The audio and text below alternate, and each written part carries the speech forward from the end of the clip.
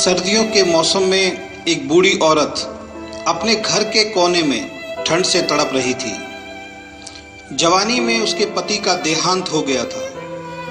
घर में एक छोटा बेटा था। उस बेटे के उज्जवल भविष्य के लिए उस माँ ने घर घर जाकर काम किया। काम करते करते बहुत थक जाती थी, लेकिन फिर भी आराम नहीं करती थी। हमेशा एक बात याद करके फिर काम में लग जाती थी कि जिस दिन बेटा लायक हो जाएगा तभी आराम करेगी। देखते देखते समय बीत गया। माँ बूढ़ी हो गई और बेटे को एक अच्छी नौकरी मिल गई। कुछ समय बाद बेटे की शादी कर दी और एक बच्चा हो गया। अब बूढ़ी माँ बहुत खुश थी। उसके जीवन का सबसे बड़ा सपना पूरा हो गया। उसका बेटा लायक हो गया। अब उसका बेटा उसकी हर ख्वाहिश पूरी करेगा। लेकिन ये क्या, बेटे और बहू के पास माँ से बात करने तक का वक्त नहीं होता था। बस इतना फर्क पड़ा था माँ के जीवन में कि पहले वो बाहर के लोगों के झूठे बर्तन धोती थी, अब अपने बेटे और बहू के। पहले वो बाहर के लोगों के कपड़े धोती थी, अब अपनी बहू और बेटे के। फिर भी खुश थी क्योंकि औलाद तो उसकी थी। सर्दियों का मौसम आ गया था।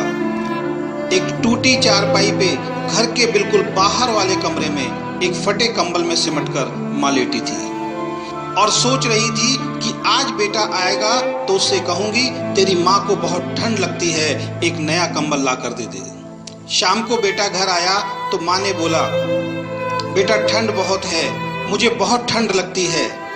और बात ठंड की नहीं है, मैं बूढ़ी हो गई हूँ इसलिए शरीर में जान नहीं है। इस फटे कंबल में ठंड रुकती नहीं है। बेटा कल एक कंबल ला के दे दे। बेटा गुस्से से बोला, इस महीने घर के राशन में और बच्चे के एडमिशन में बहुत खर्चा हो गया है। पोते को स्कूल में एडमिशन कराना है, कुछ पैसे हैं, लेकिन उस बच्चे का स्वेटर लाना है, तुम्हारी बहू के लिए एक शॉल लाना है। तुम तो घर में ही रहती हो, सहन कर सकती हो, हमें बाहर काम करने के लिए जाना होता है। सिर्फ 2 महीने की सर्दी निकाल लो, अगली सर्दी में देखेंगे। बेटे की बात सुनकर माँ चुपचाप उस कंबल में सिमटकर सो गई। अगली सुबह देखा तो माँ अब इस दुनिया में नहीं थी। बेटे ने सबको खबर दी कि माँ अब दुनिया में नहीं है। सब रिश्तेदार, दोस्त, पड़ोसी इकट्ठे हो गए। बेटे ने माँ की अंतिम यात्रा में कोई कमी नहीं छोड़ी थी। माँ की बहुत बढ़िया अर्थी सजाई थी, बहुत महंगा शॉल माँ को उड़ाया था। सारी दुनिया अंतिम संस्कार देखकर कह रही थी, हमें भी हर जन्म में भगवान ऐसा ही बेटा मिले। मगर उन लोगों को क्या पता था कि मरने के बाद भी एक माँ ठंड से तड़प रही थी, सिर्फ एक कंबल के लिए, सिर्फ एक कंबल के लिए। दोस्तों, अगर आपके माँ बाप आज आपके साथ हैं तो आप बहुत भाग्यशाली हैं।